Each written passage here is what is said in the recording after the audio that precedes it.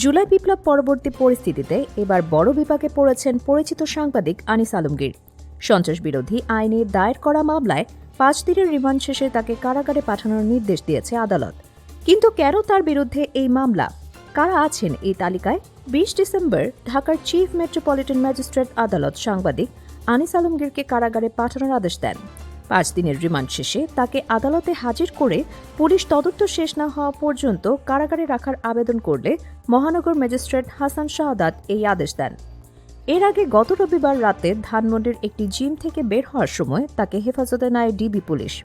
গত 15 ডিসেম্বর আদালত তার 5 দিনের রিমান্ড মঞ্জুর করেছিল। গত 14 ডিসেম্বর উত্তরা পশ্চিম থানায় এই মামলাটি দায়ের করেন জুলাই রেভলিউশনারি অ্যালায়েন্সের কেন্দ্রীয় সংগঠক আরিয়ান আহমেদ। এই মামলায় আনিস আলমগীর ছাড়াও নাম রয়েছে জনপ্রিয় অভিনেত্রী মেহের আফরোজ শাওন, ফ্যাশন মডেল মারিয়া কিসপট্টা এবং উপস্থাপক ইমতুর আতিশ ইমতিয়াজের।